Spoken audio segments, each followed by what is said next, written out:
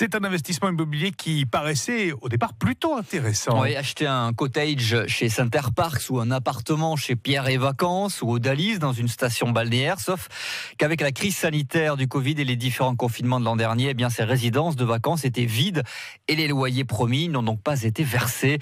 Romain Desec a rencontré 2 propriétaires tourangeaux qui se sont retrouvés coincés et qui s'estiment trahis par l'exploitant de leur résidence. Yves achète un appartement au Sable d'Olonne, 149 000 €, 41 mètres carrés, un bail commercial, c'est la règle, rentabilité affichée 5%. Sauf que l'an dernier, pendant le confinement, le logement n'a pas été occupé avril-mai. Aucun touriste dans la résidence et au moment de percevoir son loyer annuel, Yves a une mauvaise surprise. Une rétrocession de 1/5 du loyer qui ne vous paye pas, de l'ordre de 1 600 €.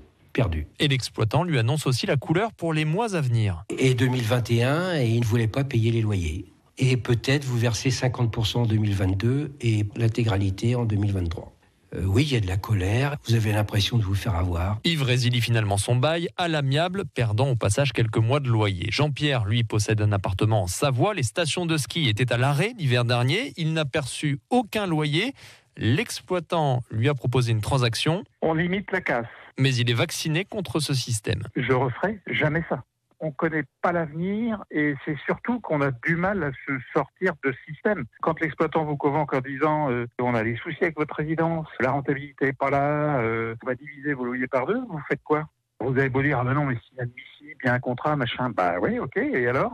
Puis si vous voulez quitter, vous avez les droits d'éviction à payer. Des droits qui, dans les 2 cas de ces tourangeaux, représentaient environ 20 000 €. Et si vous voulez investir quelque part, l'immobilier reste évidemment une valeur sûre, mais attention, Chloé, au type de logement. Et surtout, si vous achetez un logement dans une résidence de vacances ou une résidence étudiante, ça peut être une fausse bonne idée, comme l'explique Dominique Grognard, patron de l'UNPI 37, l'Union nationale de la propriété immobilière. Ces gens qui investissent dans des résidences-services sont en général des gens qui ont des revenus modestes, qui veulent se constituer un complément de revenus et à qui on a dit, voilà, vous allez acheter une simple chambre et vous avez la tranquillité puisque vous aurez un seul locataire pour toute la durée du bail de 9 ans et vous avez donc la certitude d'être payé de votre loyer. Ce qu'on a oublié de leur dire, c'est que ce sont des baux commerciaux et que, notamment à la fin du bail, si le propriétaire veut récupérer son bien, il doit verser une indemnité d'éviction, ce qui enlève une grande partie de l'intérêt financier de l'opération.